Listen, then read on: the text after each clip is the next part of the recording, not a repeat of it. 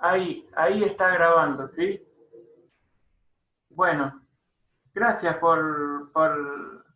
correcto.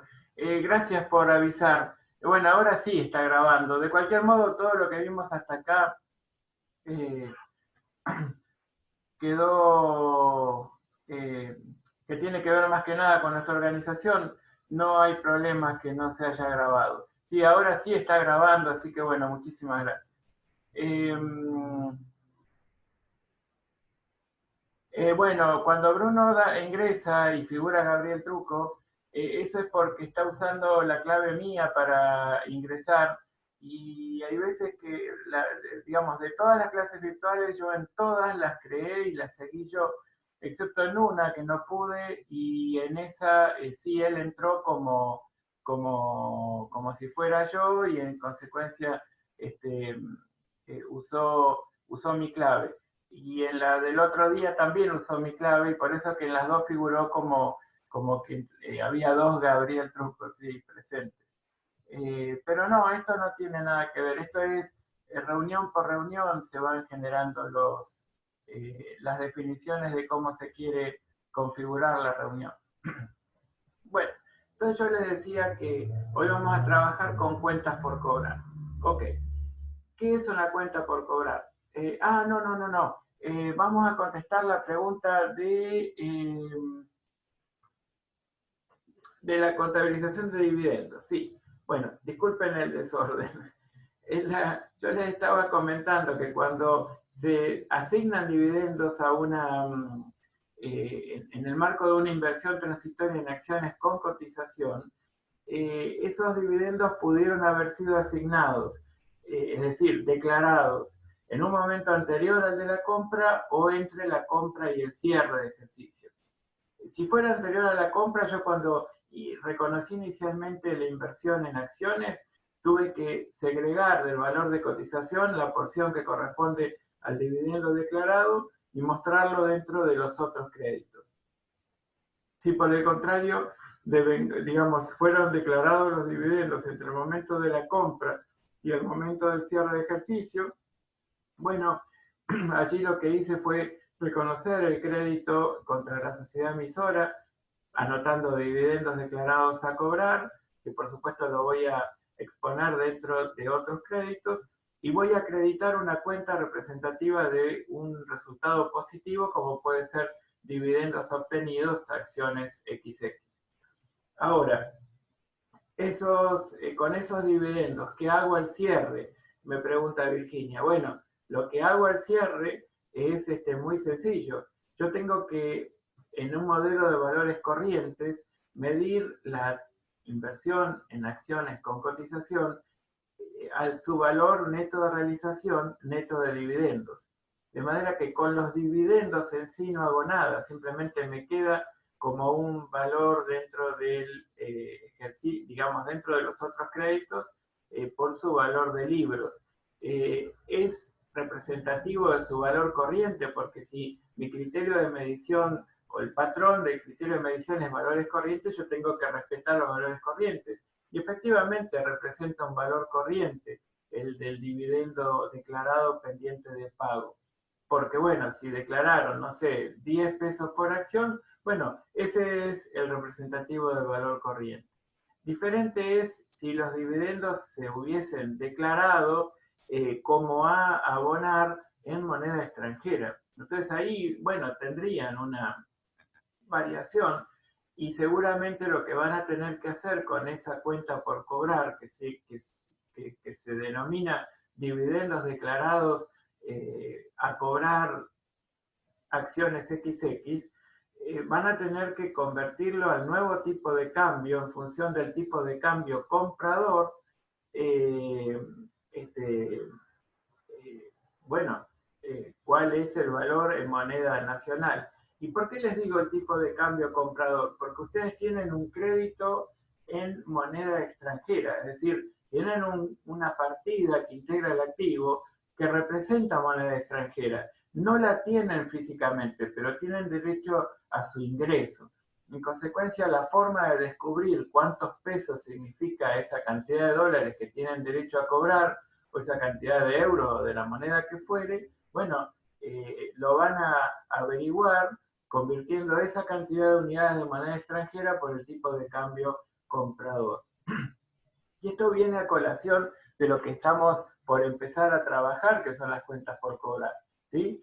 Entonces, aquí lo que tienen es un activo de moneda extranjera, es un derecho a exigirle a la sociedad emisora que cuando ponga a disposición los dividendos a ustedes les paguen en función de su tenencia accionaria y en consecuencia, bueno, lo que van a hacer es efectivamente ejercer ese derecho y como ese derecho está expresado nominalmente en moneda extranjera, lo tienen que convertir a moneda local, a la unidad de medida con la que reflejan en el sistema contable todos los hechos económicos susceptibles de registración en función del tipo de cambio comprador, ¿sí? Convirtiendo esa unidad de moneda extranjera a moneda local en función del tipo de cambio comprador.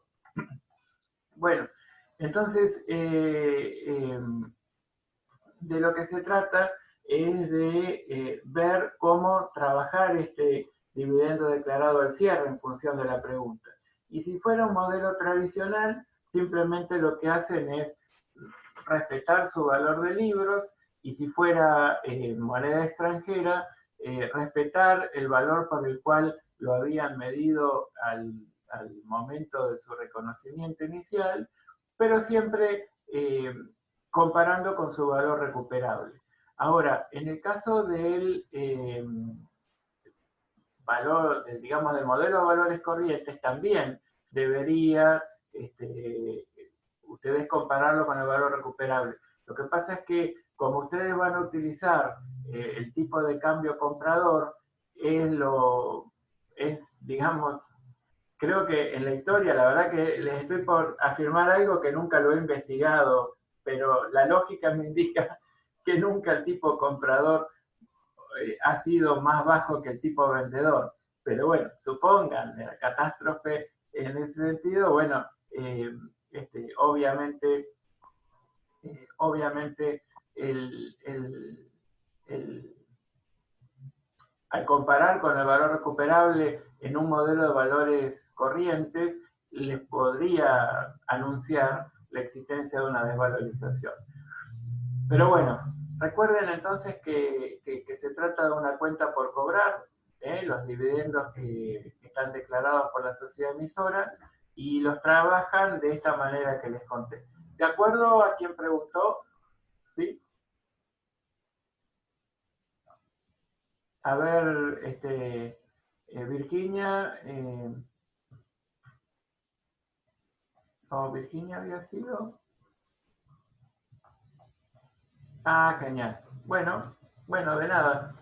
Eh, bueno, vamos entonces a arrancar un poquito tarde, pero estoy bien y grabando el encuentro virtual. Eh, a ver, cuando hablamos de una cuenta por cobrar, estamos identificando la existencia de un derecho a exigirle a un tercero la entrega de una cierta suma de dinero, ¿sí? O ciertos bienes eventualmente, en tanto el ejercicio de ese derecho y digamos en tanto ese derecho no sea clasificable en ningún otro rubro del activo. Entonces ustedes cuando analizan la definición de la RT9, ustedes dicen, a ver, ¿cómo es esto? Es que puedo encontrar dentro del activo partidas que representan esencialmente derechos, pero que tendrán otras características que hacen que no deba reconocerlo dentro de cuentas por cobrar, sino en alguna otra partida dentro del activo. Sí, miren, el dinero, sin ir más lejos, representa un derecho y en realidad el soporte físico es cada billete, cada moneda, pero en verdad representa un derecho, ¿sí? Está respaldado por un Estado que lo emite y representa esencialmente un derecho. Pero lo clasificamos dentro de caja y bancos porque es un derecho que responde o reúne las características propias de ese rubro del activo. También dentro de los activos intangibles tenemos muchos derechos.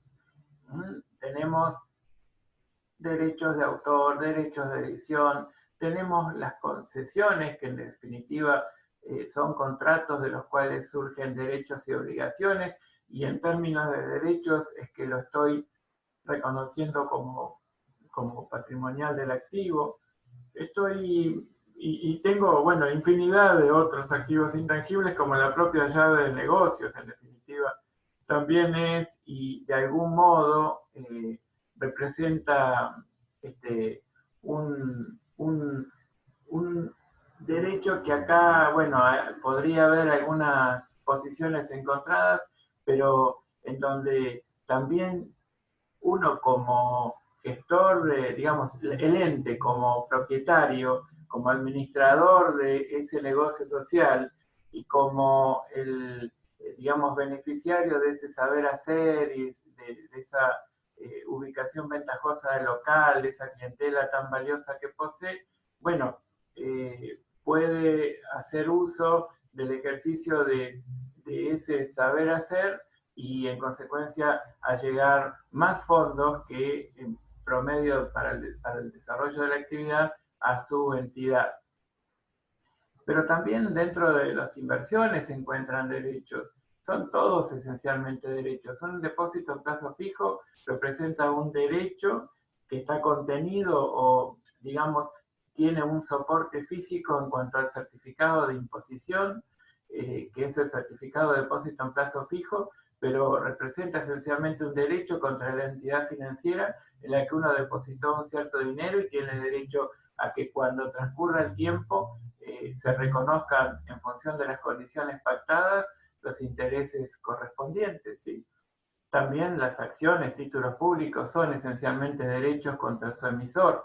Entonces, encontramos muchos derechos, pero que al reunir características propias de otros activos, de otros rubros del activo, se exponen en otros rubros. Inclusive los anticipos a proveedores, que son créditos en especie, en donde uno entrega dinero pero espera recibir a cambio bienes de uso, los van a encontrar expuestos dentro de alguno de estos rubros, respectivamente, bienes de cambio o bienes de uso. Algún crédito en especie puede estar o podemos encontrar dentro de las cuentas por cobrar, sí, por supuesto que sí, sin ir más lejos, un propio anticipo por un bien que no reconocemos dentro de los bienes de cambio y bienes de uso, ya sea por sus características o por su significatividad, bueno, lo incorporamos a los otros créditos, ¿sí? O a los créditos que no están vinculados con la actividad principal. Bueno, la cuestión es que encontramos en esencia muchas partidas dentro del activo que representan créditos, es decir, un derecho a ejercer contra terceros la entrega de una suma de dinero o ciertos bienes. Ahora dice la propia norma que debemos segregar las cuentas por cobrar vinculadas con la actividad principal de las que no tienen ese origen. Y esto es muy importante porque en realidad habla, digamos, al pedirnos que segreguemos estos créditos de distinta naturaleza y vinculados estrechamente a la actividad principal de todos aquellos que no estén estrechamente vinculados, nos da la posibilidad de prever cuál puede ser el comportamiento futuro de la entidad.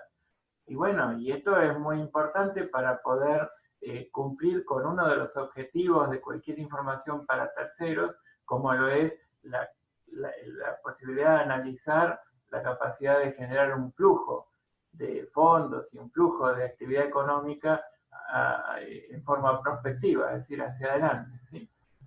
Bueno, en cuanto a la clasificación, es fundamentalmente esto lo que tenemos que saber. En cuanto a su reconocimiento inicial, como todas partidas que integran el activo, tienen que ser incorporadas a su costo. Entonces ustedes dicen, bueno, y respecto de un derecho, por ejemplo, cuando yo vendo una mercadería a crédito, ¿cuál es el valor representativo de su costo? En verdad es el valor que tiene en términos de contado esa venta a crédito que estoy haciendo. Entonces, si yo vendía crédito, imaginemos a 30 y 60 días, una mercadería que tiene un valor de contado de 10.000 pesos y yo le cobré 1.000 por la financiación que le otorgué, bueno, voy a reconocer que mi crédito mi crédito por ventas, digamos, voy a tener un deudor por ventas por 11.000, pero voy a tener que regularizar inicialmente esos 11.000 en función de los 1.000 de eh, intereses que le voy a cobrar a mi cliente en cuenta corriente por el mero transcurso del tiempo, la retribución del factor de capital en función de los riesgos asumidos en la operación y, por supuesto, el valor tiempo del dinero, que es como se denomina habitualmente. Entonces, cualquier cuenta por cobrar debería ser su saldo inicial representativo de su costo. Su costo quiere decir en términos de contado, ¿sí? Y para reconocerlo inicialmente tenemos que pensar en que tenemos créditos de distinta naturaleza, ¿sí? Puede haber cuentas por cobrar en dinero y también cuentas por cobrar en especie. Y bueno, y acá es donde tengo que ver cómo trabajar cada una. Y eso lo vamos a ir viendo a lo largo del desarrollo de la guía. Ahora, ¿cómo trabajarla al cierre? Bueno, yo les dije que si inicialmente tienen que la partida ser representativa de su costo, al cierre debería ser representativa de su valor presente, ya sea que esté trabajando en un modelo tradicional como en un modelo de valores corrientes. Yo lo único que tengo que preocuparme inicialmente por verificar es que si vinculada a esa cuenta por cobrar existe algún costo financiero que yo le he cargado a mi cliente en cuenta corriente, bueno, devengarlo hasta el momento de la medición en función de las condiciones pactadas, ¿sí? Hasta allí es sencillo, porque yo lo que tengo que hacer es identificar cómo fue la operación de financiación, eh, bajo qué condiciones, qué plazos, qué condiciones en cuanto al costo financiero impuesto y demás, y bueno, y devengarlo en función del mero transcurso del tiempo y en función de las condiciones pactadas. Entonces aquí volvemos a reflotar lo que ya estudiamos en inversiones y que tiene que ver con la posibilidad de que uno pacte con el cliente en cuenta corriente un interés, una evolución del costo financiero de la operación a un ritmo de interés simple o de interés compuesto. Ustedes saben que la diferencia entre ellos es que si bien al cabo del primer periodo de colocación devengan ambos sistemas el mismo monto de componente financiero, a partir del segundo periodo y de allí en adelante, al sumarse al capital inicial de ese periodo los intereses devengados al cabo del transcurso de cada periodo, es decir, al sumarse el interés al capital, que significa que se capitaliza el interés, la tasa se aplica sobre un monto cada vez mayor y en consecuencia, periodo tras periodo, el interés devengado va siendo cada vez más grande, ¿sí? Esta es una evolución que para quien resulta ser acreedor es muy ventajosa y para quien resulta ser deudor, bueno, le representa un costo financiero mayor, claramente. Pero bueno, siempre en estos términos hay que hacer un análisis de relación costo-beneficio, ya sea para quien otorga la financiación como para quien la toma, analizar el costo de oportunidad, es decir, ¿qué me conviene más? ¿Financiarlo a esta determinada tasa y no hacerme del dinero hoy, sino en aquel otro momento, 30, 60, 90 días, bajo ciertas condiciones? o cobrarlo de contado y aplicar el dinero para algún otro fin específico. Por parte del tomador de la financiación, el análisis es semejante. ¿Qué me conviene más? ¿Cancelarlo de contado o tomar la financiación bajo esas condiciones pactadas y aplicar los fondos disponibles para otro fin? Bueno, y de este análisis surgirá si conviene o no conviene tomar la financiación y fundamentalmente, ahora desde el punto de vista del rubro que estamos trabajando, si conviene o no conviene otorgar la financiación. ¿De acuerdo? Bueno, entonces, ustedes están viendo que puede existir, y de hecho es lo natural que ocurra, que se agregue a su valor de contado, ¿no? Al momento de otorgar la financiación, de perfeccionar la operación de financiación, se agregan lo que llamamos componentes financieros.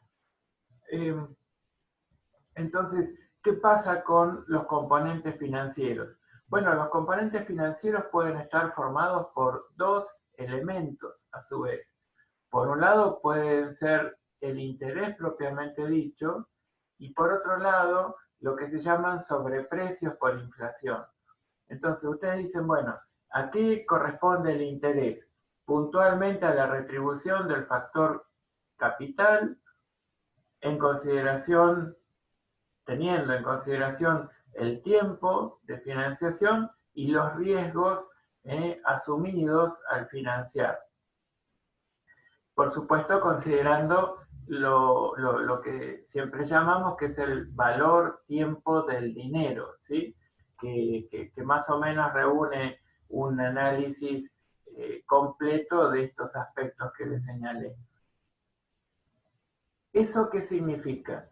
Que si yo preveo que en el o durante el periodo de financiación pudiera ocurrir alguna cuestión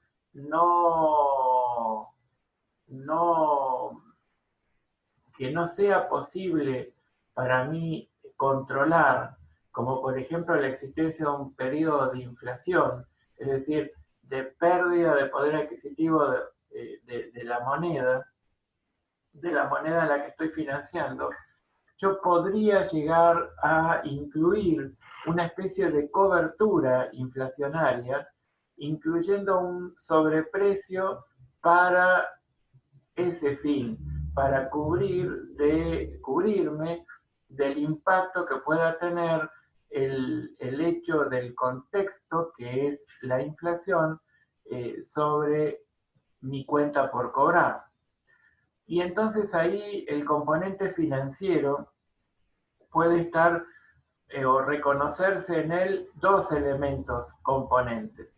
Por un lado, el componente financiero puede estar compuesto por la retribución del factor capital y también por la cobertura inflacionaria que yo esté incorporando. Y bueno, y esto es una cuestión muy importante porque muchas veces la incidencia en la fijación del costo financiero en cuanto a la cobertura inflacionaria puede ser muy significativa. Entonces, ¿qué nos dicen las normas, tanto las nacionales como las internacionales? Bueno, que yo debería segregar los componentes financieros de carácter significativo, es decir, si yo interpreto, analizando la operación, que digamos, el costo financiero total está integralmente formado por la retribución del factor capital, perfectamente lo puedo llamar interés y digamos que esa sería una denominación correcta. Ahora, ¿qué pasa si en realidad yo sé que hay un interés y otra porción del costo financiero que responda a la cobertura inflacionaria? Y yo no sé exactamente cuánto es por cada uno de esos componentes.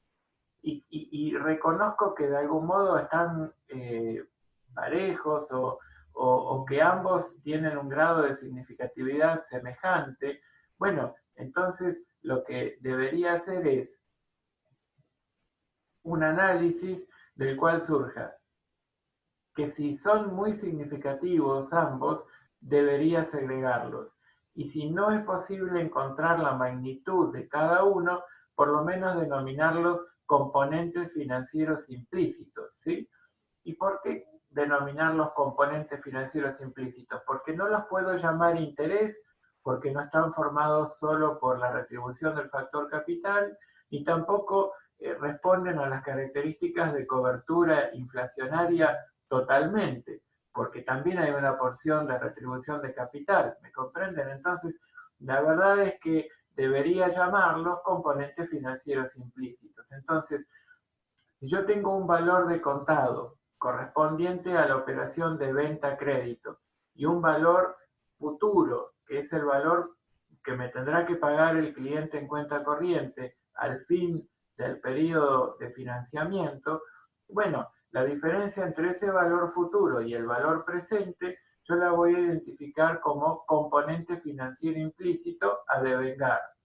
Entonces, esto, a partir de ahí, ustedes ya pueden imaginarse que si hay un componente financiero implícito a devengar que va a regularizar inicialmente la cuenta por cobrar, a medida que transcurra el tiempo, yo ese componente financiero implícito a devengar lo voy a ir devengando y reconociendo contra una cuenta que se llame componente financiero implícito, como cuenta de resultado. En este caso, normalmente positivo, ¿sí?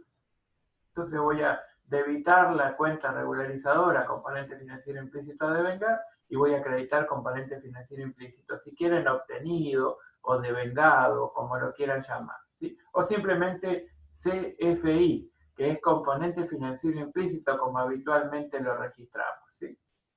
Perfecto. Pero claro, existen, digamos, en los distintos modelos algunas cuestiones que vamos a ir trabajando a medida que desarrollemos los casos de la guía.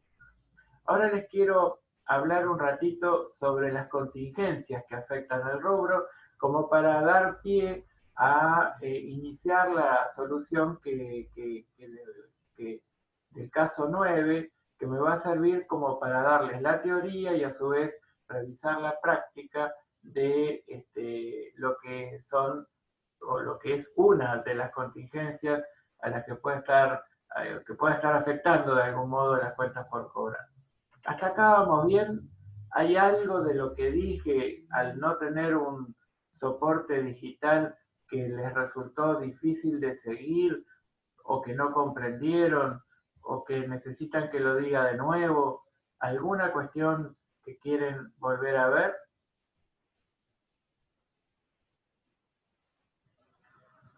Bueno, gracias Andrea, gracias Valentina. El interés me mareo, dice Axel. Bueno, pero yo no dije que era muy alto.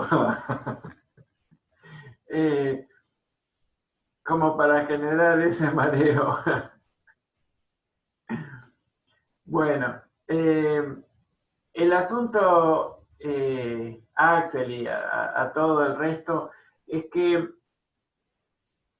cuando yo financio una cuenta por cobrar, puedo estar pensando en una retribución del componente, una retribución del capital que estoy financiando. Es decir, vendo 10.000 pesos a 30 días. Entonces yo digo, bueno, está bien. Yo hoy la cuenta por cobrar tendría que tener un valor de 10.000, porque si hoy le otorgo una financiación, pero el cliente se da vuelta y se arrepiente y me dice, no, no, no, yo se lo cancelo hoy.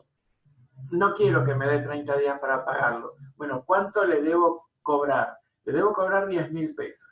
Bueno, pero supónganse que yo por financiar 10.000 pesos durante un mes le cobre 10.500. Bueno, entonces esos 10.500 representan un valor futuro. La diferencia entre el valor futuro, 10.500, y el valor presente, representativo de su valor de contado, que es 10.000, va a representar un componente financiero. Ese componente financiero de 500 pesos puede, a su vez, ser la resultante de la suma de dos componentes, de dos factores, por decirlo de algún modo. Por un lado, la retribución del factor capital, es decir, lo que yo le cobro por financiar durante 30 días 10.000 pesos, considerando los riesgos de la operación, mis costos de oportunidad, los riesgos de cobrabilidad y demás cuestiones. También puede formar parte de esos 500 una cobertura inflacionaria en función de la expectativa que yo tenga respecto de ese proceso que por supuesto no manejo yo como acreedor, no lo manejo, sino que está dado por el medio y bueno, yo simplemente tengo que saber preverlo para poder administrarlo correctamente. Entonces yo puedo decir qué cosa, que no espero que haya expectativa inflacionaria. Entonces, los 500 pesos corresponden enteramente a interés. Entonces, yo cuando reconozco inicialmente la cuenta por cobrar, apunto que tengo una cuenta por cobrar por 10.500 y lo regularizo por un interés positivo a devengar de 500 pesos. Neto, 10.000. Eso es al momento del reconocimiento inicial. Y cuando devengan a los 30 días los 500 pesos, debito la cuenta regularizadora de la patrimonial del activo, saldándola, y acredito intereses obtenidos por 500 pesos. Y ahí se terminó. Pero ¿qué pasa si yo en realidad digo, bueno, a ver, yo tengo 200 pesos de retribución del factor capital, es decir, de interés, y 300 pesos de cobertura inflacionaria? Entonces, ¿yo qué hago? Reconozco que inicialmente la cuenta por cobrar tiene un valor nominal de 10.500 y que esos 500 esos 10.500 se regularizan en 500, pero de la siguiente manera. Acredito una cuenta regularizadora que se llame intereses positivos a devengar por 200 y también acredito una cuenta regularizadora que se llame componente financiero o cobertura inflacionaria a devengar por 300. Y aquí tengo los dos componentes claramente identificados. Intereses positivos a devengar 200, cobertura inflacionaria a devengar 300. Genial. Entonces, cuando se devengan a los 30 días, ¿qué hago? Estas dos cuentas las debito y ¿qué acredito? Intereses obtenidos 200, cobertura inflacionaria obtenida 300. Y se terminó. Ahora, ¿qué puede pasar? Que yo no sepa bien de los 500 pesos cuánto imputar a retribución del factor capital, es decir, a interés, y cuánto a cobertura inflacionaria. Entonces, cuando debito por 10.500 deudores por ventas, ¿qué acredito? Acredito componentes financieros implícitos a devengar por 500. Y esos componentes, lo que voy a hacer es a los 30 días devengarlos. Es decir, saldo la cuenta regularizadora y acredito componentes financieros implícitos obtenidos. La lectura de los saldos de las tres cuentas que les nombré, por supuesto, me lleva a conclusiones distintas. La lectura de una cuenta de resultado positivo, intereses obtenidos, intereses obtenidos, me muestra la retribución del factor capital, ¿sí?, en función de las financiaciones que hice de mis ventas. La cuenta cobertura inflacionaria obtenida, 300, me va a mostrar cuál es el resultado positivo que obtuve justamente por la cobertura inflacionaria que pretendí realizar. Y luego, ¿qué tengo? Si tengo componentes financieros implícitos obtenidos, yo sé que hay allí una partida representativa de un mix entre lo que es retribución del factor capital y cobertura inflacionaria que me permitió reconocer por el transcurso del tiempo un resultado positivo de 500. Pero no sé exactamente cuál es la relación entre uno y otro. ¿Me comprenden? Entonces, la verdad es que es muy, muy importante que yo pueda identificar digamos, cuál es el origen, si puedo hacer la segregación o no, si debo hacerlo en función de grado de significatividad de cada uno de estos componentes, y bueno, y finalmente, si lo hice, al momento del reconocimiento inicial, tengo que después ser consecuente con el tratamiento. A ver, componente financiero implícito es como la cuenta intereses positivos a devengar. Claro, ni más ni menos. Componentes financieros implícitos a devengar, no componentes financieros implícitos solo. La cuenta, cuando le pongo a devengar, es regularizadora, pero si le quito el mote de a devengar, bueno, ya se reconoce CFI como un resultado, ¿sí? En este caso va a ser positivo porque estaba hablando de una cuenta por cobrar. Si fuera un pasivo, sería negativo. Y también Juan Manuel pregunta, ¿podrías dar un ejemplo de una transacción donde normalmente se utiliza intereses compuestos y otros simples? Me refiero a la vida cotidiana. Bueno, a ver, esto no es una cuestión fácil de encontrar en la vida cotidiana como ejemplos tan palpables, pero yo les digo, si le estoy vendiendo, y vamos a poner un ejemplo tal vez un poco extremo, ¿sí? Yo le estoy vendiendo a le estoy siendo proveedor de un Estado. Y entonces yo hago una evaluación del riesgo de cobrabilidad y entonces digo, fantástico, aquí tengo 0 riesgos de cobrabilidad porque este Estado es capaz de pagarme a su vencimiento y en otros casos tengo un alto riesgo de cobrabilidad. Por ende, el riesgo de cobrabilidad me va a potenciar digamos, la retribución incompleta o satisfactoria de la financiación. Y hasta me puede llegar a afectar el propio resultado de la venta, ¿sí? Entonces, bueno, yo puedo llegar a evaluar y entonces en un caso proponer que los costos financieros evolucionen a interés simple y en otro caso evaluar y quedarme más satisfecho si evolucionara a interés compuesto. Y bueno, y en un caso y en el otro, tal vez le puedo hacer firmar un documento como para saber que tengo un respaldo de algún modo que me permita o que se transforme en un instrumento financiero. Y esto es no solamente con un Estado, también lo puedo hacer con cualquier particular. Yo tengo el deudor A, el deudor B, el deudor A es muy cumplidor, tiene una situación financiera más que satisfactoria, venimos operando desde hace mucho tiempo y sin ningún inconveniente. Entonces yo a él le cobro un costo financiero de interés simple. Ahora tengo un cliente con problemas, tengo un cliente a quien tal vez me cueste un poco cobrarle, aunque finalmente le cobre y demás. Bueno, yo por ahí termino ofreciéndole financiación, pero bajo las condiciones de interés compuesto. Y bueno, y de esta manera compensar cualquier riesgo de cobrabilidad, al menos parcial, que pueda tener.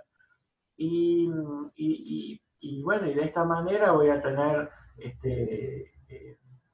transacciones que respondan a estas dos situaciones, ¿sí? Aquí no hay blanco y negro, ¿sí? Y también existen, si bien yo cuando soy el financiador, si bien se supone que uno tiene la posición más firme o más fuerte, por decirlo de algún modo, no deja de ser una operación en donde existen dos partes. Entonces, también puede existir mi interés muy importante por perfeccionar la compraventa y saber que para que se perfeccione la compraventa deba financiar y yo evaluar cuáles son las condiciones más ventajosas sin hacer peligrar la propia transacción. ¿De acuerdo? Bueno, bien, de nada. La cuestión es entonces que yo puedo tener estos componentes financieros y cuando llegue al cierre en cualquiera de los modelos, trabajar esos componentes inicialmente devengándolos y después trabajando en función de los criterios propios del modelo. Ustedes van a tener unos casos que yo se los voy a explicar,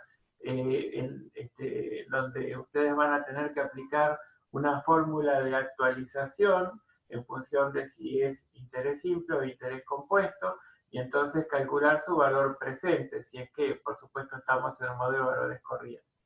Bueno, pero saben que si ustedes tienen una cuenta por cobrar, también pueden vincularse a esas cuentas por cobrar riesgos de cobrabilidad. Y los riesgos de cobrabilidad, ¿en qué pueden incidir? ¿Por qué puede ser importante o puede ser imprescindible, de algún modo, tenerlos en consideración? Bueno, porque puede que esos riesgos de cobrabilidad se transformen en incobrabilidades, ¿sí? Y por ende, una porción del activo, cuenta por cobrar, XX, no cumpla, en cuanto a la expectativa de estos riesgos, no cumpla con todas las condiciones para ser considerado activo. Entonces yo, si bien la cuenta por cobrar la debo reconocer por 10.000, yo estoy avisorando que por algunas razones, que ahora vemos cuáles, podría llegar a hacerme de solo 8.000 pesos o unidades monetarias. Bueno, entonces si ese es digamos, la situación, ustedes saben que por lo devengado, cuando yo tomo conocimiento de la existencia de un hecho que representa para nosotros una contingencia negativa, bueno, debo reconocer inmediatamente el impacto en los resultados y en el desarrollo y la descripción del patrimonio en el periodo en el cual tomo conocimiento de la existencia de esos riesgos. Riesgos de cobrabilidad, riesgos de tener que aplicar una bonificación sobre ventas que perfeccioné en este periodo, pero que probablemente deba acreditar en el periodo siguiente, riesgos de devolución de mercaderías correspondientes a operaciones de venta que en este periodo registré, pero que se van a perfeccionar en el periodo siguiente. Y estos entonces son situaciones que yo tengo que tener en cuenta justamente para poder trabajarlas y actuar en consecuencia. Vamos al primero, que es más fácil y que ustedes ya lo trabajaron en Conta 1. Los riesgos de cobrabilidad. Es decir, ustedes acostumbraban, por lo que más o menos pude ir ir viendo, acostumbraban registrar una cuenta de resultado negativo que se llame, no sé, deudores incobrables, ¿sí? Contra una cuenta que tal vez sea regularizadora de la cuenta patrimonial del activo, que sea previsión para deudores incobrables. Bueno, yo les quiero decir que en cuanto a esta denominación estoy totalmente en contra, ¿sí? ¿Por qué? Porque yo creo que si ustedes identifican que hay un riesgo de cobrabilidad insalvable, es decir, ustedes ya saben que no hay manera, bajo ningún aspecto, de que esa porción de la cuenta por cobrar o toda la cuenta por cobrar a X cliente no es factible de cobrar, y ya tomaron conocimiento de su imposibilidad de cobrar, bueno, pues lo que van a tener que hacer es directamente dar de baja el activo. Es decir, que si hay un riesgo total de incobrabilidad, digamos, un riesgo de cobrabilidad que lo torna incobrable la cuenta por cobrar, directamente la dan de baja.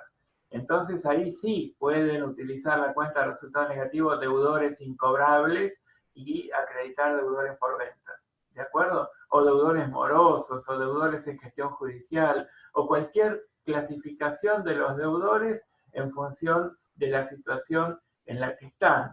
Deudores por venta serán si la situación del deudor es normal, deudores morosos, si ya venció la cuenta por cobrar, pero están dentro del periodo de mora automática o, digamos, el periodo posterior al vencimiento pactado, pero todavía sin ninguna gestión de cobranza más que las habituales administrativas, o en una gestión de cobranzas extrajudicial en donde están interviniendo algunas personas de la entidad para tratar de cobrar, pero sin haber iniciado ninguna gestión judicial, o bien que estén en gestión judicial, en donde la reclasificación como deudores en gestión judicial cobraría razonabilidad, sí, solo si inició una demanda para su cobro judicial.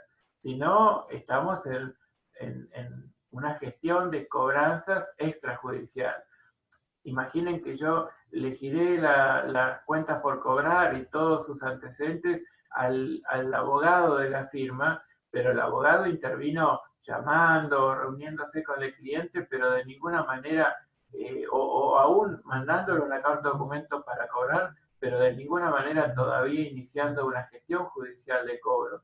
Esa es una instancia anterior y no judicial. Entonces, yo tengo que reclasificar el deudor por ventas, el deudor moroso, el deudor es en gestión extrajudicial en todo caso, y luego el estatus va modificándose. Si es que tuve que iniciar finalmente una demanda para poder cobrar, entonces allí sí lo reclasifico como deudores en gestión judicial.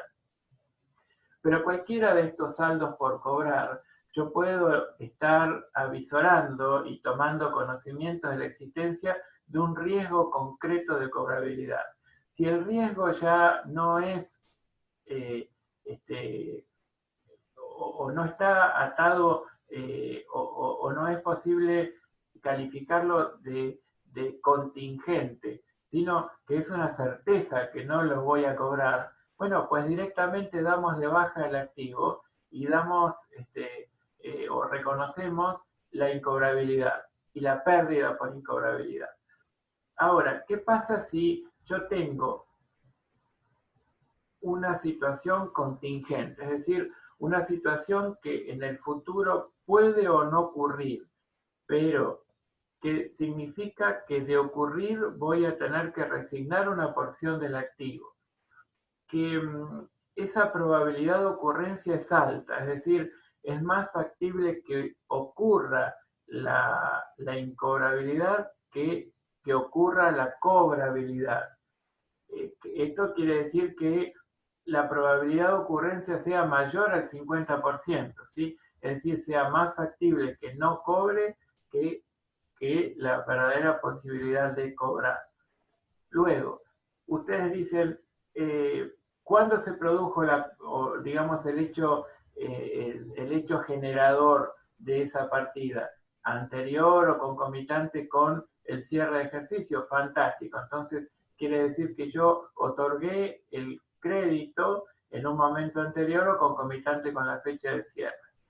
Y que a su vez ese riesgo de incobrabilidad, que lo califico de altamente probable, lo pueda cuantificar, ¿sí? que pueda cuantificar el impacto del hecho contingente, es decir, que pueda convertir o mensurar el impacto monetario que va a tener el ejercicio exactamente, la ocurrencia exactamente de ese hecho contingente, que es el hecho futuro que me llevaría a no cobrar el 100%, sino, digamos, tener que resignar una porción de esa saldo. Bueno, si las tres condiciones se dan en forma concomitante, ¿sí?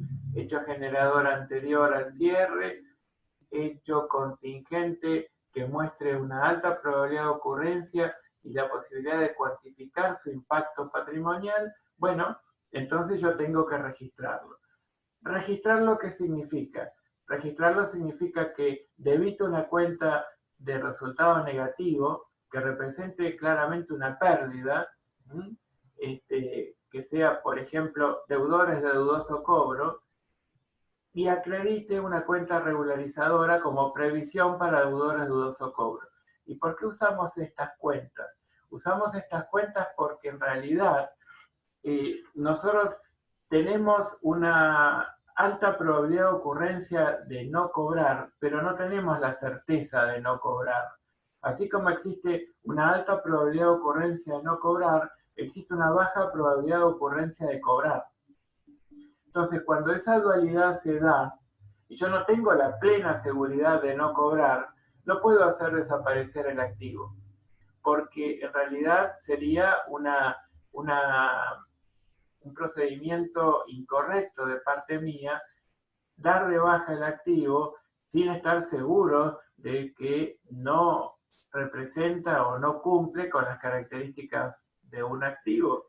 Entonces, ¿qué tiene esta cuenta por cobrar? Que yo tengo derecho a cobrar 10.000 y yo creo que voy a cobrar 6.500. Bueno, tengo 3.500 respecto de los cuales yo creo que no cumple la condición de activo. Entonces tengo que regularizar la partida. ¿Qué tienen esos 3.500? Bueno, que corresponden a una partida que es la cuenta, digamos, la venta a crédito, que se generó en un momento anterior o concomitante con la fecha de cierre. Que hay una alta probabilidad de ocurrencia de no cobrar 3.500 de los 10.000. Es decir, hay una probabilidad que algún abogado, junto con las, digamos, las instancias administrativas y hasta extrajudiciales o judiciales que hemos llevado a cabo, nos aportan elementos como para avisorar que realmente hay una alta probabilidad de ocurrencia de no cobrar esos 3.500 y que justamente lo pude mensurar, es decir, pude cuantificar el impacto del hecho contingente, es decir, yo estoy avisorando que el 35% de la cuenta por cobrar no la voy a poder cobrar, pero que sí voy a poder cobrar el 65%. Bueno, fantástico. Entonces, ¿qué quiere decir? Que yo tengo que registrar ese riesgo de cobrabilidad y con impacto a resultados del periodo en el que tomo conocimiento de la existencia de riesgos altos de no cobrabilidad parcial, ¿sí? Obviamente de una cuenta por cobrar. Bueno, parcial o total, pero digamos con riesgos altos, no con certezas de no cobrabilidad. Genial. Entonces, ¿qué tengo que hacer? Bueno, reconocer el resultado negativo, estoy tomando conocimiento ahora, y regularizar a través de la previsión para deudores de dudoso cobro el saldo de deudores por ventas o de la cuenta que sea que tenga derecho a cobrar, ¿sí? O que represente un derecho a cobrar. Ahora, ¿qué pasa con esa cuenta de deudores de dudoso cobro? No es una categoría nueva de deudores, representa una pérdida, ¿sí? Una pérdida. Entonces, yo lo voy a reconocer como un resultado negativo.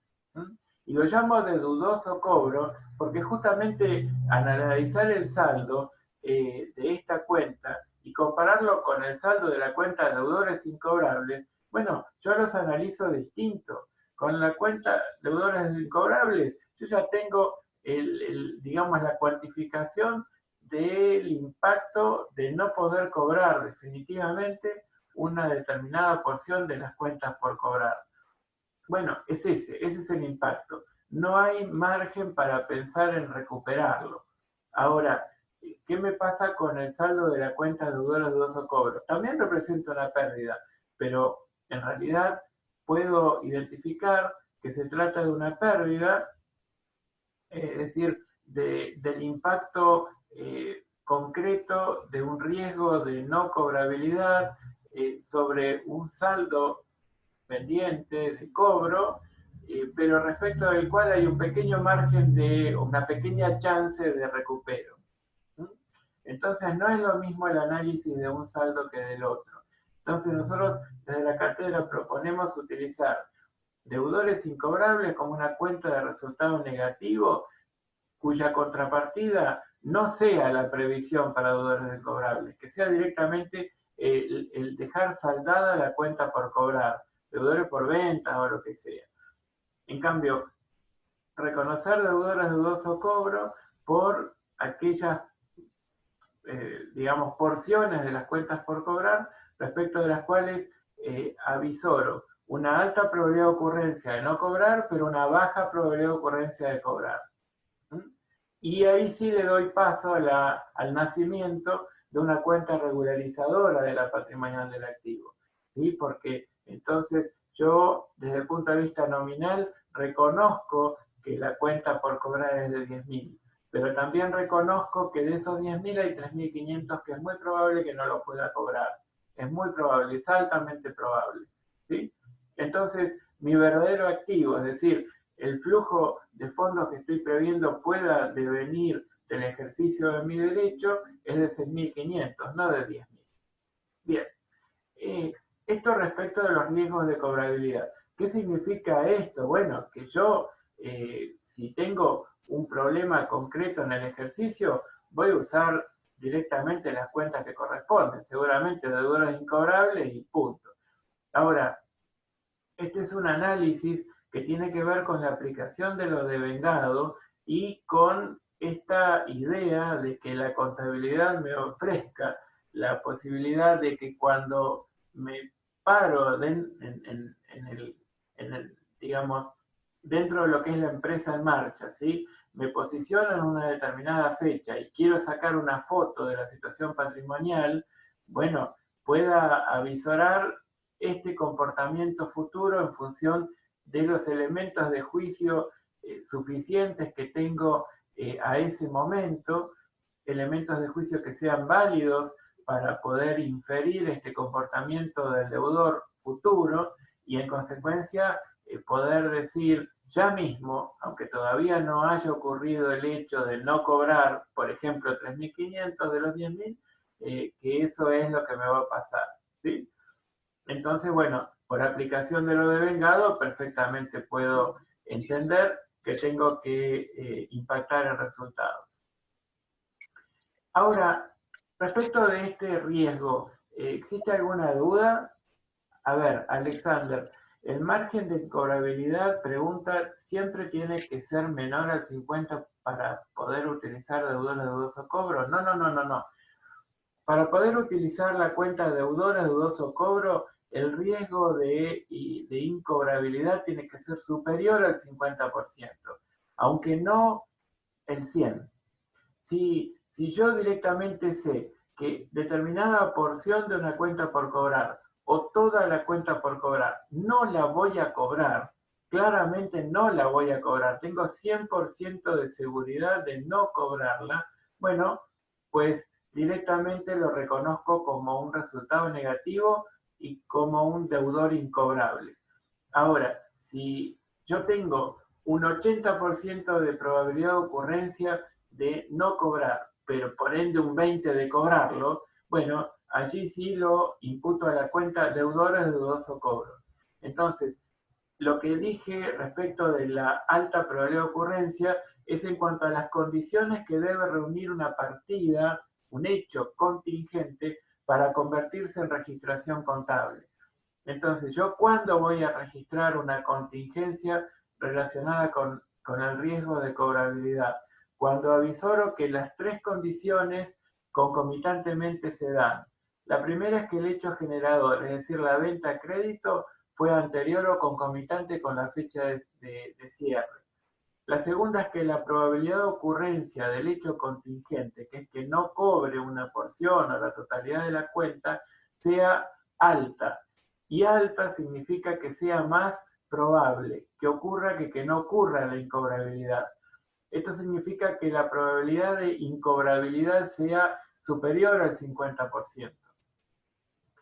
Y la tercera es condición para que registre la incobrabilidad, es que pueda cuantificar el impacto patrimonial del hecho contingente, es decir, que pueda cuantificar cuál va a ser el impacto en términos monetarios de la incobrabilidad que estoy avisorando como de altamente probable, ¿sí?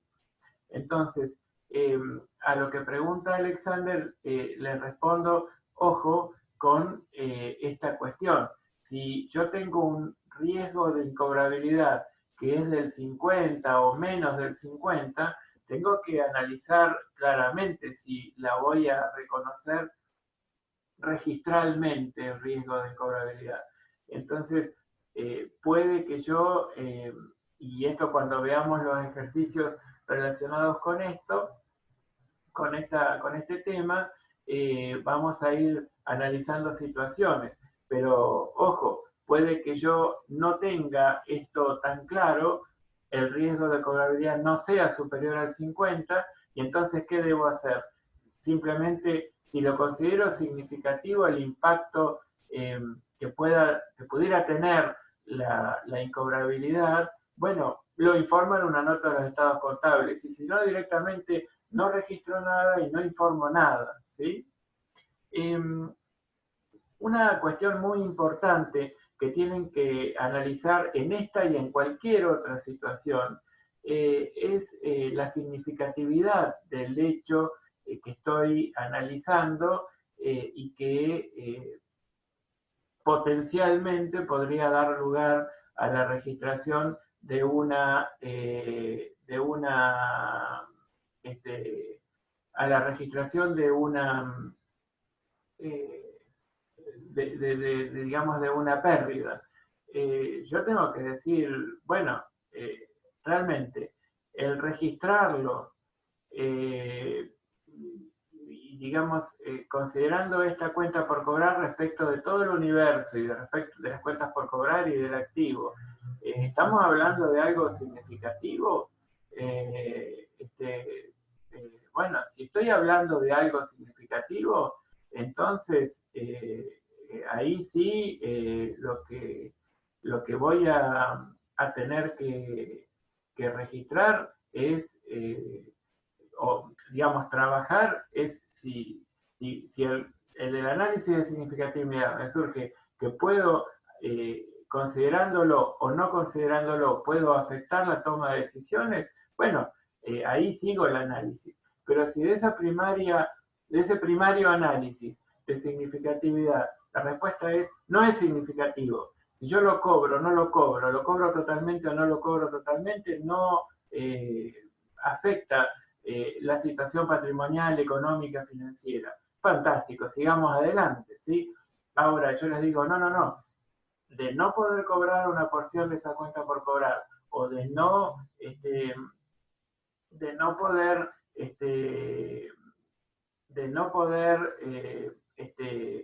cobrar la totalidad de la cuenta por cobrar, bueno, se afecta notoriamente mis resultados, mi situación patrimonial, financiera. Entonces vale la pena seguir haciendo el análisis, ¿sí?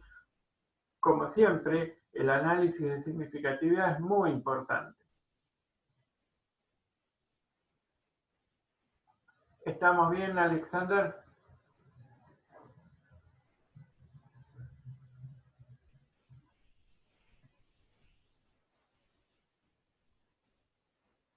Bueno, muy bien, gracias. Ok, entonces ahora sigamos con este paneo de situaciones contingentes. También existen otras situaciones. Yo, por ejemplo, puedo decir, a ver, tengo un conjunto de operaciones de venta, ¿no? Y esas ventas fueron perfeccionadas en este ejercicio. ¿Qué significa que una venta haya sido perfeccionada? Significa que haya sido puesta a disposición o entregada la mercadería o el servicio objeto de la operación. Entonces, si yo presté el servicio o entregué o puse a disposición del cliente la mercadería objeto de esa operación, yo puedo considerar que está perfeccionada la compraventa. Si considero que está perfeccionada la compraventa, debo reconocer los ingresos por la venta. Y sin embargo, yo pude haber asumido ciertos riesgos que tienen que ver estrechamente con cada una de esas operaciones de compraventa perfeccionadas. Primer riesgo. Yo le puedo decir, señor, usted tiene 30 días para devolverme las mercaderías si es que no lo ha satisfecho. Vieron que es bastante habitual encontrar esto. Si es que encuentra errores en cuanto a sus especificaciones técnicas, si le llegara dañado el producto, si le llegara un producto que no pidió, en fin, nosotros respondemos durante 30 días por cualquiera de estas cuestiones y usted simplemente nos devuelve las mercaderías y nosotros le devolvemos el dinero.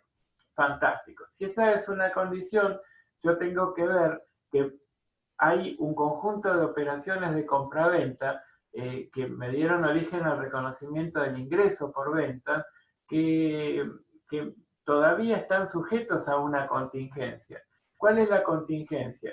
Que al cabo del primer día del mes siguiente a el mes, digamos, del ejercicio siguiente de operaciones, y al cabo del primer día del siguiente ejercicio económico y hasta los 30 primeros días del ejercicio económico siguiente, inmediato siguiente, cualquiera de las operaciones que concerté en los últimos 30 días del ejercicio, y todos los días va venciendo un día de ventas, me puedan presentar alguna devolución de mercaderías y yo tener que aceptar y devolver el dinero.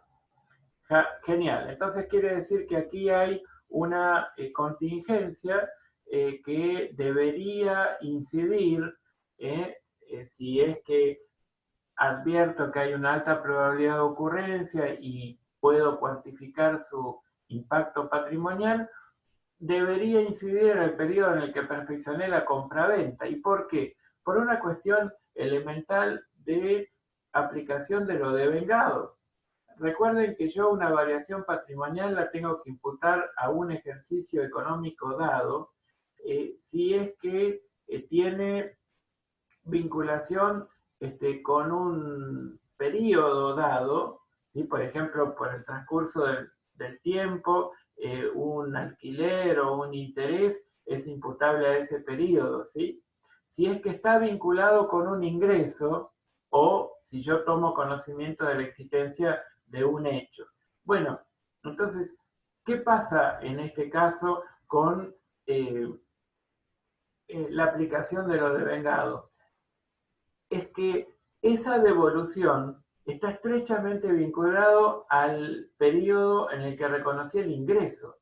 Entonces, si está estrechamente vinculado con el ingreso reconocido, yo si advierto que hay un riesgo en función de las condiciones de comercialización que combine con, que he convenido con el cliente, quiero decir, voy a tener que contablemente tomar los recaudos necesarios. Entonces, ¿qué significa tomar los recaudos necesarios? Significa que si mi cliente tiene 30 días para devolverme, yo probablemente como efecto de un hecho posterior al cierre, voy a poder advertir exactamente qué porción de los ingresos por ventas reconocidos en los últimos 30 días del ejercicio han originado la necesidad del reconocimiento de las devoluciones y los impactos que esas devoluciones puedan tener. Ustedes recuerden o piensen que si yo le entregué una mercadería que era muy frágil, tal vez me pueda devolver el cliente esa mercadería rota y yo no poder volver a venderla. Si yo le envié una mercadería que tenía un vencimiento corto, tal vez cuando me llegue esa mercadería yo no la pueda volver a vender. Si advierto que, no sé, era un producto que necesitaba una refrigeración permanente y advierto que perdió la cadena de frío, yo no la puedo revender. O tal vez me llega la mercadería en óptimas condiciones para volver a vender. Entonces, las situaciones pueden ser variadas, ¿sí? Pero lo cierto es que cualquiera de ellas tengo que hacerlas incidir sobre el ejercicio económico y sobre los resultados del ejercicio económico en el que reconocí el resultado positivo por la venta. Fantástico. Entonces, esta es una situación. Al pasar, yo les nombré los llamados hechos posteriores al cierre. ¿Y por qué les nombré esto? Los hechos posteriores al cierre son muy importantes. Se lo llama así a todos los hechos económicos acaecidos entre el momento de cierre del ejercicio económico y el de emisión de los estados contables. Ustedes saben que un ejercicio puede cerrar, no sé, el 31 de diciembre de cada año, pero yo hasta 2 o 3 meses después de ocurrido ese día, que fue el día del cierre de ejercicio, 31 de diciembre de X año, yo tengo que realizar varias tareas de cierre, conciliación de saldos, en fin, muchas tareas que me va a demandar un tiempo largo de trabajo.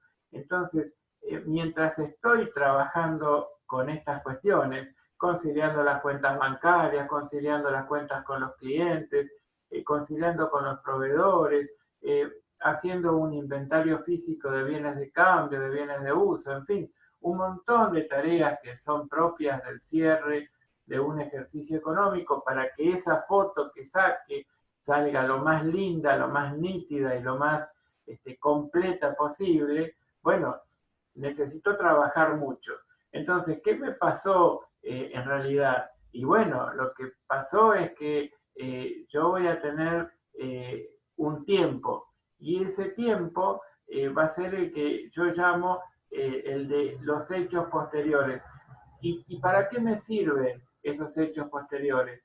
Son todos aquellos acontecimientos ocurridos entre la fecha del cierre y de emisión de los estados contables, pero que de algún modo están advirtiéndome que, por ejemplo, las devoluciones que yo preveía iban a ocurrir, efectivamente ocurrieron estas devoluciones.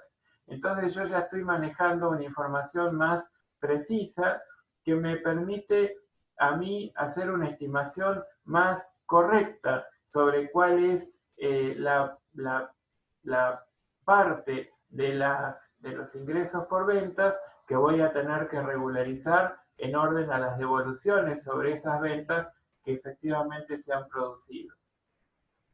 También puede ocurrir que en ese tiempo de los llamados hechos posteriores al cierre, yo realmente advierta la situación de incobrabilidad de un deudor, advierta digamos, la imposibilidad de cobrar un cierto saldo y en consecuencia, bueno, yo lo que estoy haciendo es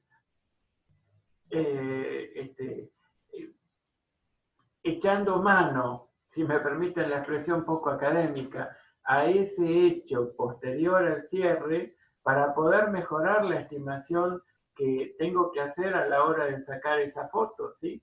Y entonces decir, a ver, yo a la hora de la foto tenía una idea de que Juan no me iba a pagar al menos todo. Y bueno, ¿y qué pasó entre el cierre de ejercicio y la emisión de los estados contables? Bueno, Juan finalmente trajo el 80% de lo que me debía y dijo, no hay más. yo no voy a poder pagar más. Entonces, ¿qué tengo que hacer? Bueno, ese hecho posterior me sirve para afinar mi estimación sobre los riesgos de cobrabilidad y determinar que el 20% de la cuenta por cobrar realmente no representaba un activo, porque yo lo iba a tener que resignar. Y bueno, y así fue, y entonces pude mejorar la estimación y pude cuantificar de mejor manera ese riesgo de cobrabilidad. ¿De acuerdo? Ahora, ¿qué otra situación se puede dar en un momento posterior al cierre y que represente una contingencia en orden a las cuentas por cobrar? Bueno, los riesgos relacionados con la posibilidad de que el cliente en cuenta corriente se haga acreedor de una bonificación. Entonces, mi política comercial pudo haberme llevado a que pacte con el cliente una cierta política de bonificaciones. ¿Qué significa eso?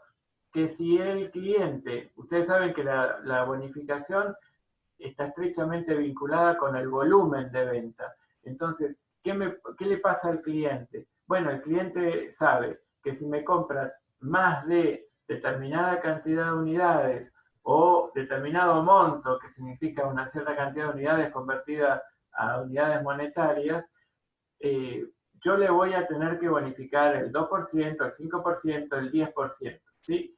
Fantástico. Entonces, ¿qué pasa cuando el periodo acordado con el cliente, durante el cual él tendría que cumplir con ese volumen de compras para que entonces yo deba reconocerle un porcentaje de bonificación, comienza en este ejercicio y termina en el ejercicio siguiente?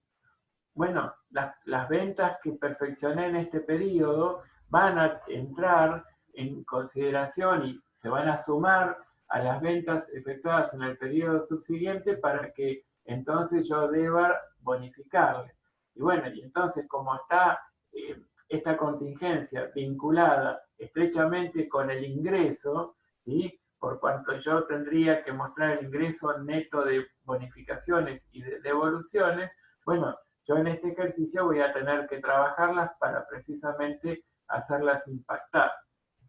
Bueno, ¿esto qué significa entonces? Otro riesgo, un riesgo que puede, evidentemente lo tendría que preocuparme por analizar el grado de probabilidad de ocurrencia, y es bastante sencillo porque yo lo que tengo que hacer en este caso es analizar la probabilidad de ocurrencia de que este cliente, hasta que termine el periodo durante el cual voy a considerar todas las ventas para analizar si alcanzó o no alcanzó el volumen acordado, y en consecuencia tener que acreditarle la bonificación que corresponda,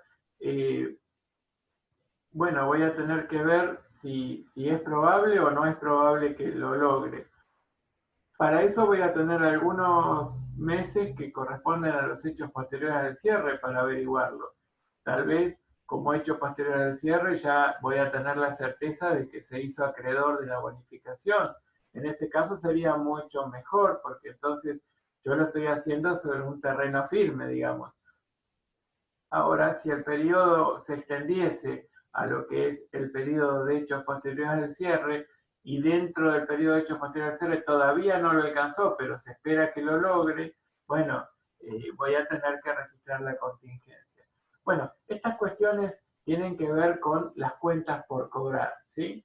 Entonces, repasando un poquito, yo tendría que reconocer dentro de este rubro de cuentas por cobrar todas aquellos derechos a cobrar sumas de dinero u otros bienes que le pueda exigir a un tercero, ¿sí? Debiendo, en la medida que no respondan a otros rubros del activo, y debiendo segregar las cuentas por cobrar que tienen relación con la actividad principal de las que no tienen esa relación. Inicialmente las debo reconocer por su valor de contado, es decir, que si incluyen algún componente financiero, sea un interés, sea una cobertura inflacionaria, o sea un componente financiero no definido, en cuanto a que no sé qué porción de ese componente financiero representa interés y qué porción cobertura inflacionaria. Bueno, yo tengo que mostrarlo inicialmente por su valor de contados y por su costo, y posteriormente ir devengando el interés o la cobertura inflacionaria o el componente financiero. Por supuesto, con cargo a resultados. Que cuando llego al cierre tengo que analizar los riesgos vinculados con esa cuenta por cobrar. Pueden haber riesgos de cobrabilidad, pueden haber riesgos de devoluciones sobre ventas, puede haber riesgos de bonificaciones sobre ventas, y esto los tengo que considerar en cualquiera de los modelos contables. Si yo estoy midiendo las cuentas por cobrar en términos de la contabilidad tradicional, bueno, sencillamente devengaré los componentes en función de lo que corresponda, analizaré los riesgos en función de lo que corresponda, y por supuesto, una vez definido su valor al cierre, tendré que compararlo con su valor recuperable, así que será el menor entre el valor de libros y el que representa su costo de reposición al cierre. Y si estuviera en valores corrientes, en un modelo a valores corrientes, en ese modelo lo tendría que trabajar tendiendo a que muestre el valor presente de ese flujo futuro de fondos, del mismo modo como lo hacía en el modelo tradicional, en función de la tasa pactada, o de lo contrario, en este modelo sí estoy habilitado a utilizar para descontar ese flujo futuro de fondos una tasa distinta de la pactada en función de diferentes circunstancias que ya vamos a analizar. Bueno, y en definitiva, cuando trabajan las cuentas por cobrar, yo no tendría, digamos, en un modelo de valores corrientes,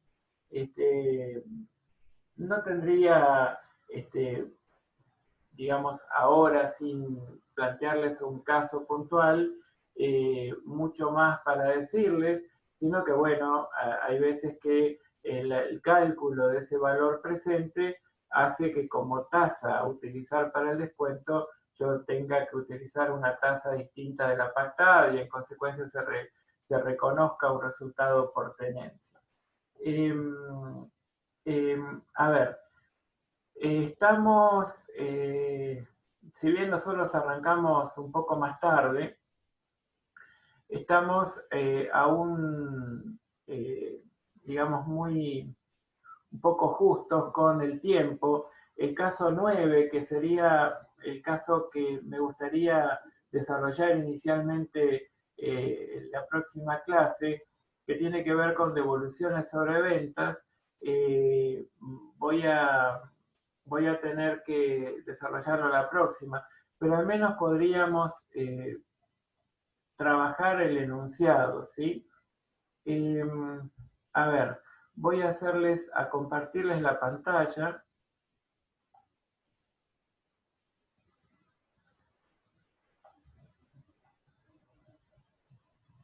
Voy a compartirles la pantalla. Este es el caso 9, ¿sí? El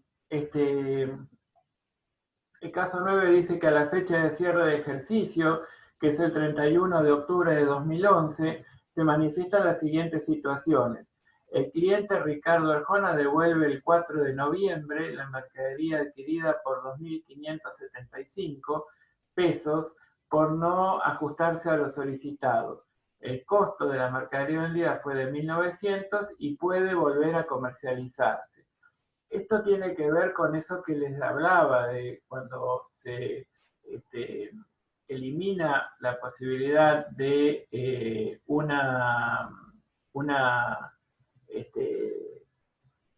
digamos, cuando se habilita la posibilidad de que retornen las mercaderías objeto de la transacción, estas mercaderías pueden venir en diferentes estadios, ¿sí? O estados, o aptas para su reventa en las condiciones en las que llegan, o con una disminución del valor, o directamente sin valor comercial. Bueno, en este caso, pleno valor comercial. El cliente Luis Fonsi devuelve el 50% de la compra que había realizado el 25 de octubre por 6.550 por tratarse de mercadería que se encontraba en mal estado. Se encontraba en mal estado, quiere decir que yo después no la voy a volver a revender. Entonces el costo de la venta fue de 4.550 y la devolución realizada el 2 de noviembre. Y Gloria Estefan está devolviendo la totalidad de las mercaderías adquiridas por 5.600 al contado, siendo el costo de venta 2.800 y la devolución realizada el 7 de noviembre. La mercadería se encuentra deteriorada. Entonces, bueno, la fecha de cierre, que es 31 de octubre, yo tenía estas situaciones en donde ya había perfeccionado compras-ventas, pero en fin, tenía inconvenientes en cuanto a que yo había ofrecido la posibilidad de que me las devuelvan. Y efectivamente los hechos posteriores al cierre me lo confirman. Sí, hay 3 operaciones de venta con una devolución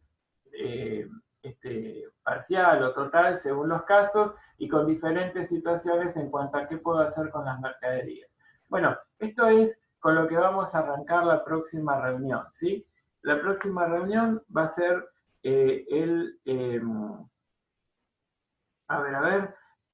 lunes 13, ¿sí? El lunes 13, y ahí vamos a ver a las 14 horas arrancar con esto. Yo les pediría que independientemente de lo que, digamos que hasta ahora yo les planteé nada más que cuestiones conceptuales, ustedes traten de hacer el esfuerzo para ver qué les sale, ¿sí? Y no importa que, no, digamos, los que son recursantes obviamente lo habrán visto, pero si no, no importa. Hagan lo que puedan, ¿sí? Y después seguimos trabajando, ¿de acuerdo? Pero vamos a tratar de ver qué se les ocurre como solución práctica a estas situaciones. A ver, me preguntan, ¿mañana hay clases? No, mañana tal como estaba previsto en el cronograma no va a haber clases, nuestra próxima clase va a ser el lunes 13. Muy bien, de nada. ¿Alguna pregunta sobre todo lo que trabajamos hoy? Hoy fue un poco un desafío el hecho de poder hablarles y no mostrarles ningún apoyo visual. Pero bueno, la verdad es que tenemos que ejercitar un poquito todos nuestros sentidos, ¿sí? Y no siempre van a tener todo tan masticado de algún modo, ¿sí? Esto también les va a ocurrir en la vida profesional. Entonces, bueno, entrenémonos, ¿sí? Eso es lo interesante. ¿No tienen ninguna otra pregunta sobre esto? Pues yo les quiero hacer 2 segundos una aclaración. Nada. Bueno. Miren, están todos viendo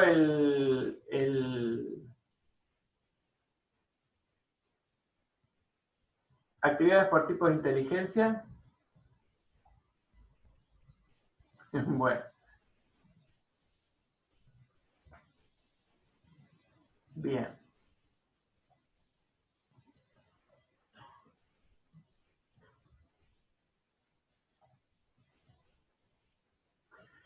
Bueno, a ver. Les subí ahí en novedades los resultados del test de inteligencias múltiples. Yo les digo, bueno, esto es una cuestión muy apasionante, ¿sí? Entonces, hay algunos que tienen, digamos, pocos de ustedes en relación al total, tienen una inteligencia destacada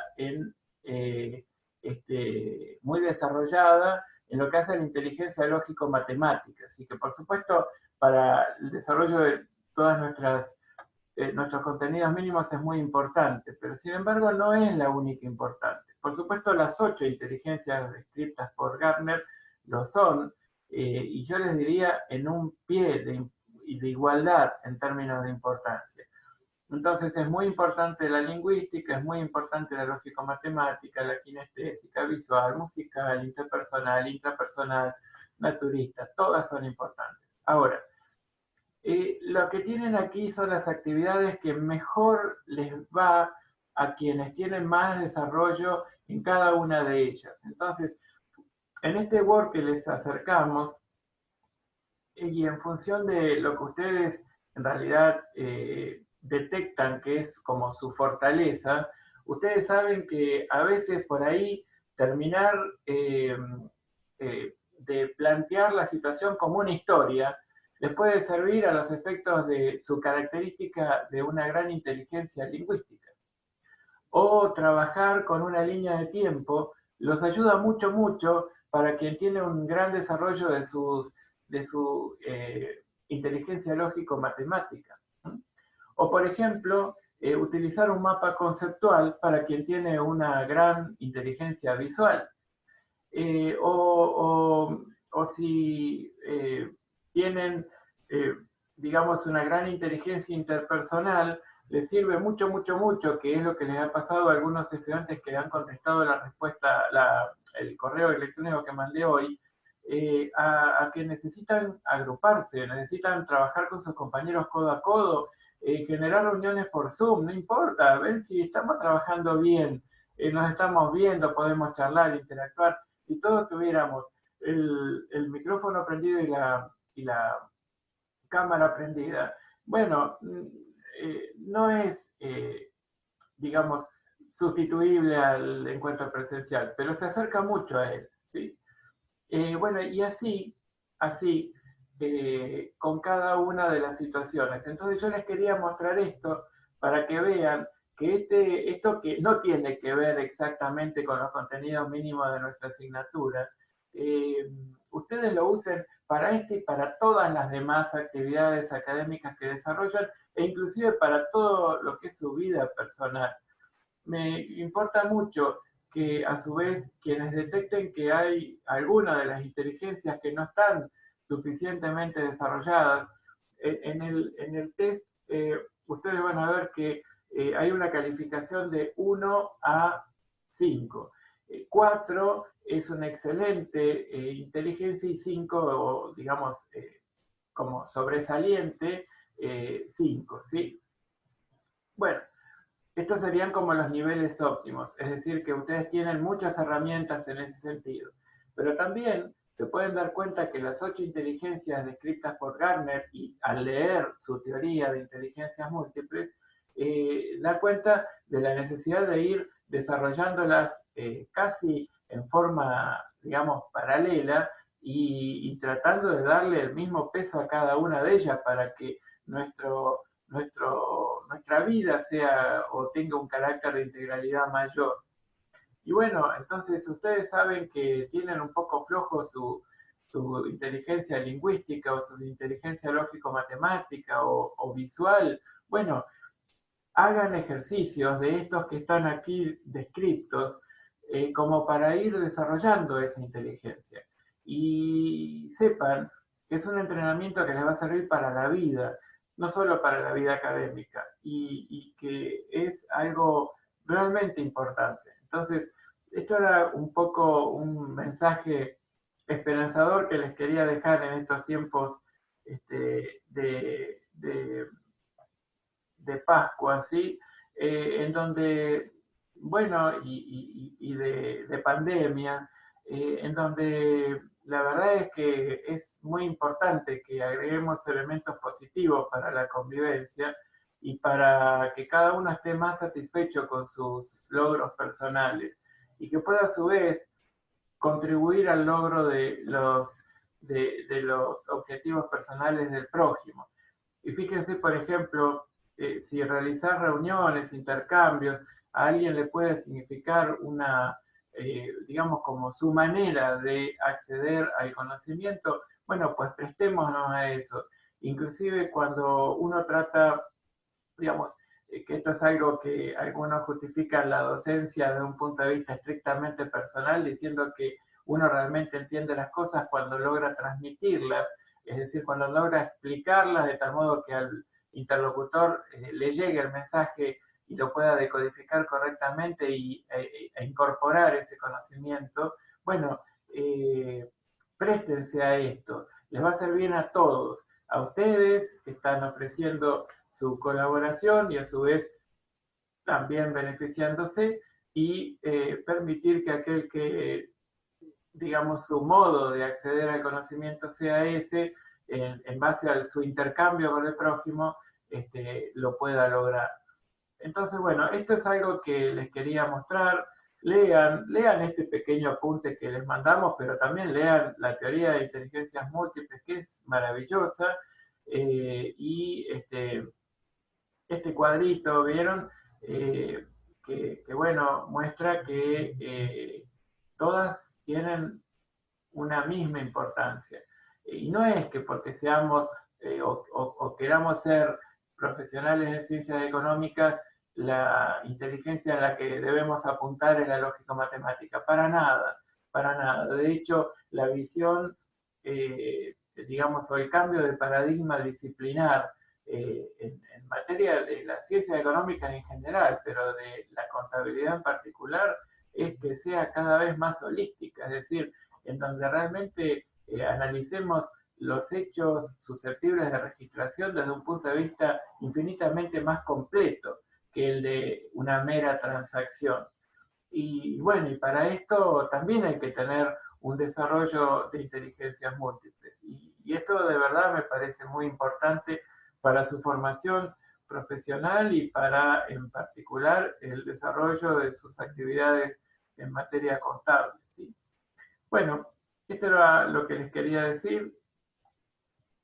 Me gustaría que me cuenten a ver qué les pareció, si les sirvió la clase de hoy. Bueno, muy bien. Sí, salen los resultados de cada uno. Justamente hay un cuadro dentro, yo les mandé dentro de novedades un archivo compilado donde tienen un Word y un PDF. El PDF es el cuadro de los, creo que 64, 65 que respondieron hasta el 4 del 4, que era el momento en que nosotros lo tomamos, que creo que fue 4 del 4 a la mañana, y les mandé con nombre y apellido y cada una de las 7 de las 8 inteligencias que el test permitía medir. A ver, ¿qué más me comentan? Bueno, me alegro mucho que haya estado buena la experiencia. Ya me pongo a ver el Word, fantástico, Juan Manuel. Bueno, me alegro mucho que les guste, ¿sí? Me importan mucho en realidad a ustedes y me importa la disciplina también. Y yo estoy seguro que esto es muy importante para un desarrollo profesional más completo y verdaderamente más interesante. Entonces, bueno, en esta época de cuarentena, con un poco más de tiempo, me puse a leer un libro y bueno, me pareció muy, muy importante traerles esta herramienta. Inmediatamente nos pusimos a trabajar y en un par de días lo resolvimos. ¿Sí? Bueno, si no hay otras cosas para trabajar, les diría que nos vemos el lunes a las 14, que pasen unas felices Pascuas y, como siempre les digo, cuídense del coronavirus. Cuidándose ustedes, cuidamos al resto y esto es muy importante. Un abrazo para todos. Gracias.